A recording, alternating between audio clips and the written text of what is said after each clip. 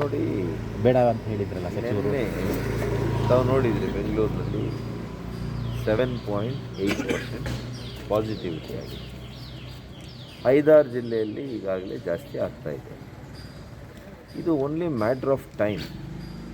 ಮೊದಲು ಬೆಂಗಳೂರು ತಾವು ನೋಡಿದ್ದೀರಿ, ವಿದೇಶಕ್ಕೂ ಭಾರತಕ್ಕೂ ಎಷ್ಟು ವ್ಯತ್ಯಾಸ ಸಮಯ, 2ರಿಂದ 3 ತಿಂಗಳು.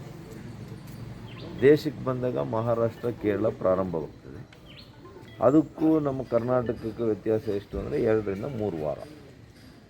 ಇದು 2 ಅಲೆಯಲ್ಲಿ ನಾವು ನೋಡಿದ್ದೀವಿ. ಹಾಗಾಗಿ ನಮಗೆಲ್ಲ ತಿಳಿದು ಕೂಡ ನಾವು ಯಾವ ಕ್ರಮನೂ ತೆಗೆದುಕೊಳ್ಳದೇ ಇರತಕ್ಕಂಥದ್ದು ಸರಿಯಾದಂಥದ್ದು ಅಲ್ಲ. ಅದಕ್ಕೇ ನಾವು ಭಾಳ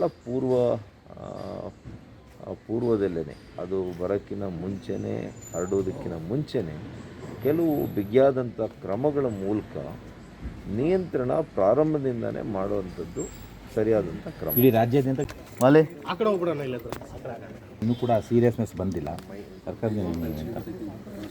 ಅಲ್ಲ, ಈಗ ಕರ್ಫ್ಯೂವನ್ನು, ವೀಕೆಂಡ್ ಕರ್ಫ್ಯೂವನ್ನು ವಿಧಿಸಿರುವಂಥದ್ದು ಒಂದು ರೀತಿಯಲ್ಲಿ ಜನರಿಗೆ ಇವಾಗ ಏನು ಈ ಹೊಸ ಪ್ರಭೇದ ಎಷ್ಟು ವೇಗವಾಗಿ ಹರಡ್ತಾ ಇದೆ ಅದನ್ನು ಸ್ವಲ್ಪ ಮಟ್ಟಿಗೆ ನಾವು ನಿಯಂತ್ರಣ ಮಾಡಬೇಕು ಮತ್ತು ಶಿಸ್ತನ್ನು ಯಾವ ರೀತಿ ಕಾಪಾಡ್ಕೋಬೇಕು ಅನ್ನುವಂತಹ ವಿಚಾರದಲ್ಲಿ ಅವರಿಗೆ ಮನವರಿಕೆ ಆಗಬೇಕು ಅನ್ನುವಂಥದ್ದು ಮೂಲ ಉದ್ದೇಶ.